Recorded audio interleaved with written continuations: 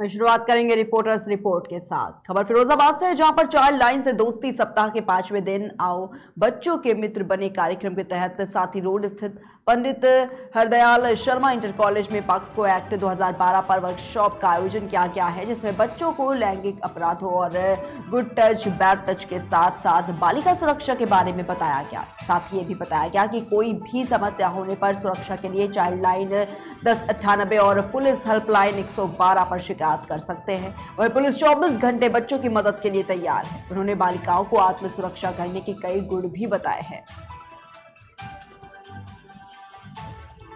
आज का ये प्रोग्राम जो था वो चिराग सोसाइटी द्वारा रखा गया था। इसमें मुख्य अतिथि के रूप में प्रशासनिक अधिकारी हमारे भानु प्रताप जी और मक्खनपुर से हमारी ऐसा महोदया भावना चौधरी जी भी शामिल हुए और इसमें हमारे चिराग सोसाइटी के जो डायरेक्टर हैं फारूक अब्दुल्ला जी वो भी शामिल हुए और यहाँ बहुत ही अच्छा संदेश उन्होंने देने की कोशिश की और मुझे लगता है वो अच्छे से बच्चों ने उनको भी सुना।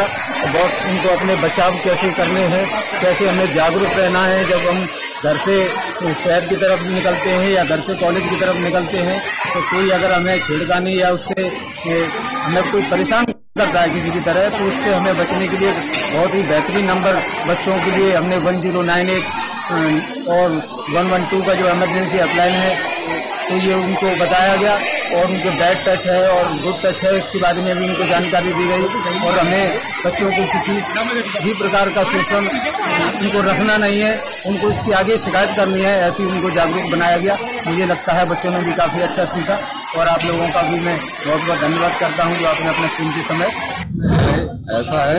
खबर जालौन से है, जहां पर कोंच में न्यायालय के लिए निकले अधिवक्ता जितेंद्र सिंह को रास्ते में 2 लोगों ने रोककर मारपीट कर अधमरा कर दिया है। सूचना पर पहुंची पुलिस ने घायल हालत में अधिवक्ता को सामुदायिक स्वास्थ्य केंद्र में भर्ती कराया है, जहां डॉक्टरों ने हालत को नाजुक देखते हुए जिला अस्पताल के लिए रेफर कर दिया है। पीड़ित अधिवक्ता ने कोतवाली में लिखे शिकायती पत्र देकर कार्रवाई की मांग की है।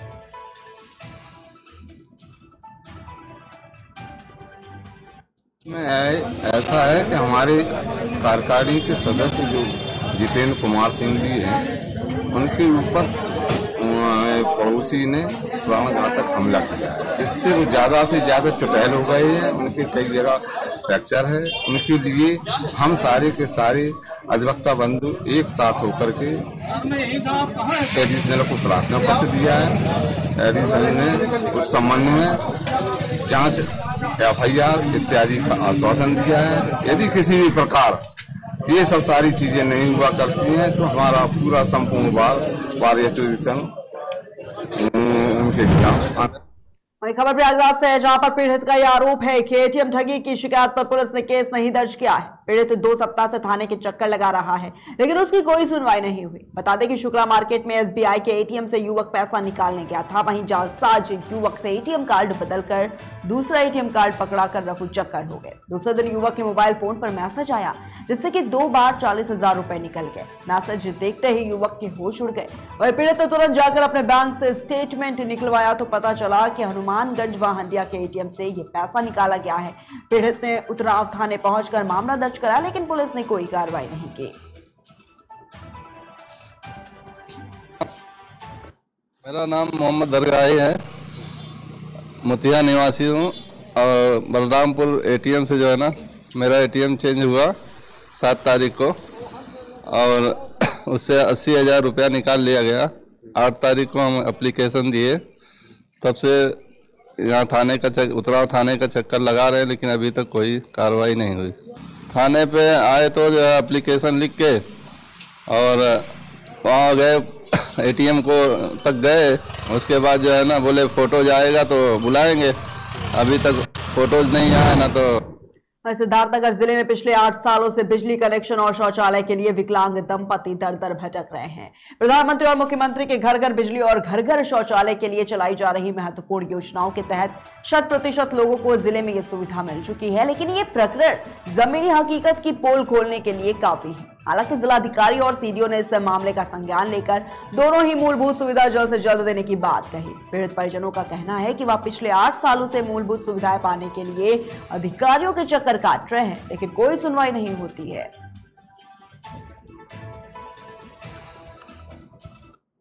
DM साहब से मामला है कि हम मेरे पास शौचालय नहीं है और लाइट भी नहीं है। और प्रधान से कहते हैं, प्रधान हमारा नहीं सुनता है।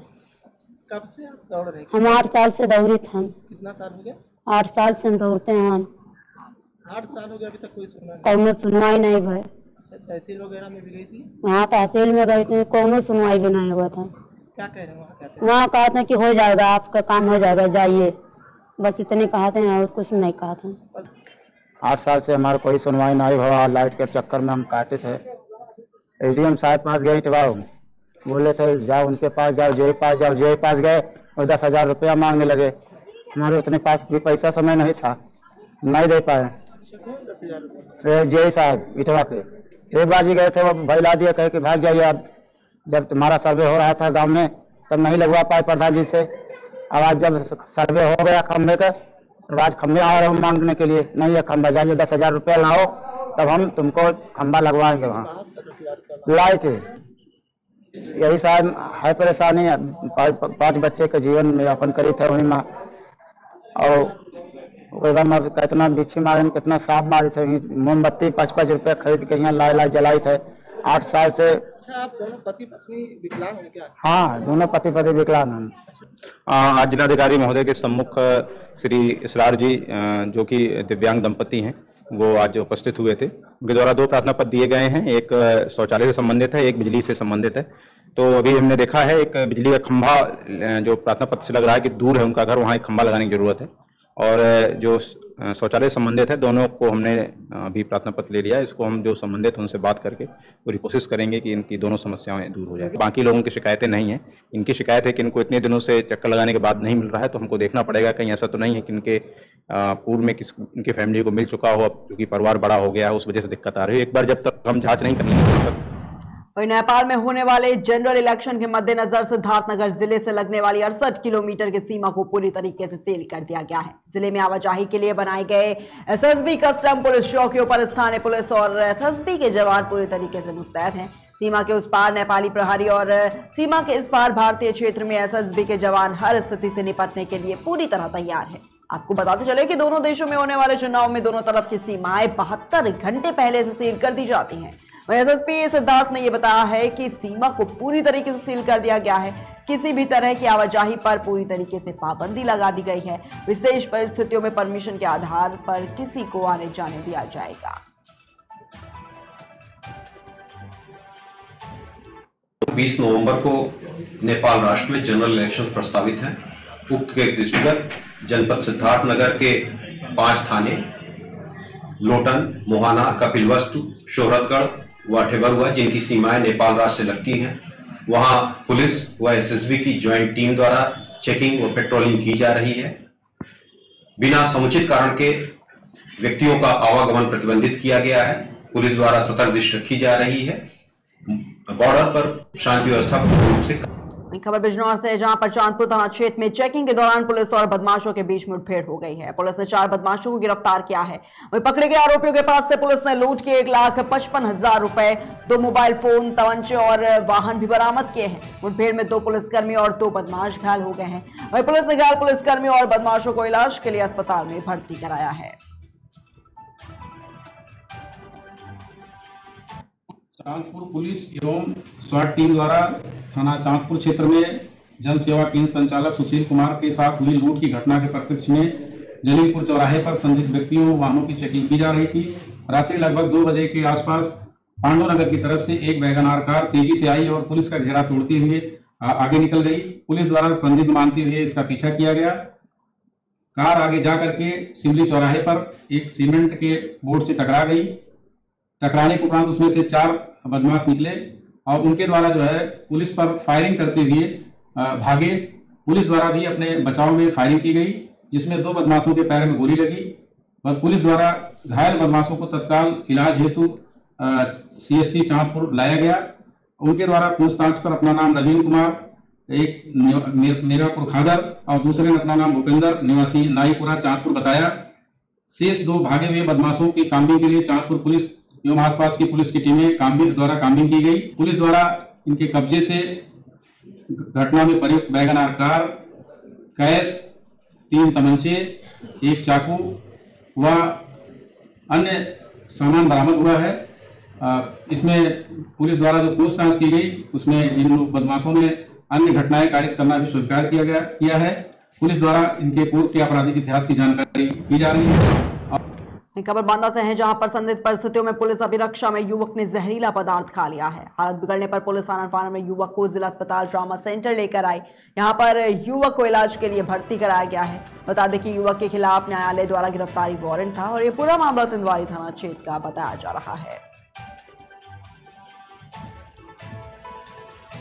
डॉक्टर साहब, अभी एक मामला आया है, पुलिस के द्वारा एक युवक को भर्ती कराया गया। दीप नाम का व्यक्ति पुलिस के द्वारा लाए गए, तिलवारी थाने की पुलिस लेके आई है और लोग बता रहे हैं कि कोई जहरीला पदार्थ खाया है, मतलब उसको भर्ती कर लिया है। इसकी हालत संतोषजनक। डॉक्टर साहब, हमीरपुर जनपद के सरीला नगर में अपना दल के राष्ट्रीय सचिव अरविंद सिंह पटेल व प्रदेश अध्यक्ष राजकुमार पाल ने राष्ट्रीय अध्यक्ष अनुप्रिया पटेल के निर्देश पर कार्यकर्ता सम्मेलन में सहभागिता की है। उन्होंने कहा कि जनपद हमीरपुर में अपना दल ने इतने कम समय में पार्टी की नींव को मजबूत किया है। वहीं बुंदेलखंड के सभी जनपदों में जिला सदस्यता प्रभारी महेंद्र कुमार राजपूत के नेतृत्व में 1 माह के अंदर 22,000 सामान्य सदस्य बनाने का काम किया गया है, जो कि काफी सराहनीय है। करके अपना दल इस परिवार की जो सदस्यता अभियान 1 महीने मेरा चला है, उसी समीक्षा बैठक में और नगर निकाय चुनाव के भी संबंध में आने का अवसर मिला। अच्छा, ये बताइए, आगामी जो नगर पालिका चुनाव आने वाले हैं, क्या आप लोग अपने कैंडिडेट को टिकट देंगे? कि हम एनडीए गठबंधन के एक मजबूत हिस्से के रूप में प्रदेश से लेकर पूरे देश हम लोग मिल बैठ करके बात कर रहे हैं। हमारी बात चल रही है। हम जो चिन्हित हमारी सीट है जिसे हम जीत सकते हैं, जहाँ मेरा कार्यकर्ता मजबूत स्थिति में, हम वहाँ उनसे लेकर के चुनाव लड़ाएंगे। चुनाव जीतने के बाद क्या उद्देश्य रहेंगे जनता के बीच में? देखिए, चुनाव जीतने के बाद पहला काम मेरे दल का, अगर व्यक्ति जीत करके इस नगर का नगर सेवक बनता है, अध्यक्ष बनता है, तो पहला काम है जो भी व्याप्त बुराइयां या भ्रष्टाचार है उसको समाप्त करेगा हमारा अध्यक्ष, और पार्टी के लिए और उस जो पार्टी का उद्देश्य है उसकी पूर्ति के लिए पूरी तरह 5 वर्ष काम करके उसको अच्छा स्वच्छ नगरीय सरकार इसके प्रति बहुत ही चिंतित है और लगातार सदन में भी इस पर वार्ता हुई है और विधानसभा में भी मामला उठ रहा है और सरकारें लगातार पशुओं के लिए चारागाह बना रही है और उनके लिए आश्रय स्थल भी बनाए जा रहे हैं। लेकिन थोड़ी बहुत अभी कमियां हैं, वो धीरे धीरे पूरी हो जाएगी और अन्न पशु से निश्चित है हमारे किसानों को परेशानी होती है, लेकिन उससे पूरी कोशिश है सरकार की मंशा को पूरी तरह से। रतलाम में जैस नेताओं की गिरफ्तारी को लेकर कार्यकर्ताओं ने प्रदर्शन कर राष्ट्रपति के नाम ज्ञापन सौंपा है। अपने नेताओं की गिरफ्तारी को लेकर बड़े प्रदर्शन का दावा करने वाले जैस कार्यकर्ता दर्जन की संख्या में रतलाम कलेक्ट्रेट पहुंचे, जहां पर जिला पंचायत उपाध्यक्ष के साथ जैस कार्यकर्ताओं ने ज्ञापन देकर जैस नेताओं पर दर्ज किए गए मुकदमे वापस लेने और उनकी रिहाई की मांग ज्ञापन सौंपा है। साथी बड़ी संख्या में आए थे। गुस्सा इसलिए है कि एक लोकतांत्रिक देश में, भारत इस लोकतांत्रिक देश के होते हुए किसी चुने हुए जनप्रतिनिधि से सवाल पूछना या किसी चुने हुए जनप्रतिनिधि को अपनी समस्या बताना एक अपराध हो चुका है। जिस दिन ये घटना घटी थी धराड़ में, वहाँ पर सारे वीडियो वगैरह, सारे फुटेज, सब चीज़ें क्लियर हैं। केवल और केवल नौजवान साथी गुस्से में जो निवेश यहाँ पर करीब 1000 इंडस्ट्रीज बन रही है उनको लेकर के विरोध जता रहे थे। घेराव करना किसी जनप्रतिनिधि सबसे पहला अधिकार है और फिर बाकी सब चीज़ें धरना देना और दफ्तर घेरना वो सब चीज़ें बात नहीं। सवाल तो बिल्कुल वाजिब थे, जो निवेश बन रहा है वो क्यों बन रहा है, किसके अनुमति सहमति से बन रहा है, कितने लोग बाधित हो रहे हैं, कितने लोग विस्थापित हो रहे हैं, उनका जिंदगी का क्या होगा। और दूसरा सवाल लोग ये पूछ रहे थे बार बार कि आप इसे रद्द करो, तो रद्द करने के लिए कोई एक्शन नहीं हो पा रहा जनप्रतिनिधि की ओर से। और यहाँ बार बार डीएम साहब का दफ्तर भी घेरा है 2-3 बार। लेकिन कहना कि शासन स्तर का मैटर है। नौजवानों का सवाल है कि जब वहाँ साथ में अपने दिलीप मकवाना थे, मेंबर ऑफ असेंबली थे ना, लेजिस्लेटिव असेंबली थे, तो वो भी सीधे तौर पर जिम्मेवार थे। ये क्वेश्चन खड़ा हो रहा है कि सांसद जी को क्यों कह रहा, तो सांसद जी के साथ में विधायक जी थे, वो इसी क्षेत्र के रतलाम ग्रामीण के थे।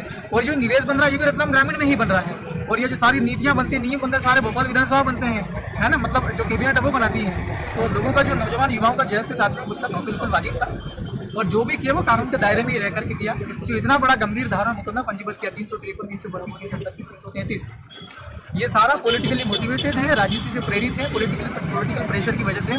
और उस एफआईआर में 19 नाम है, मतलब 19 नामजद है, उनमें से आधे से ज़्यादा ना पता चल रहा है कि वो लोग वहाँ मौके पर थे ही नहीं।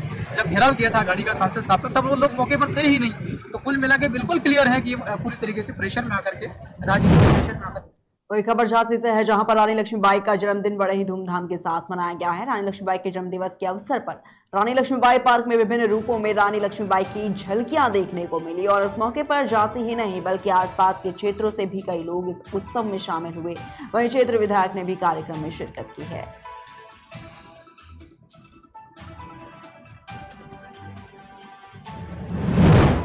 फिलहाल की खबरों में इतना ही, रुकते हैं एक छोटे से ब्रेक के लिए।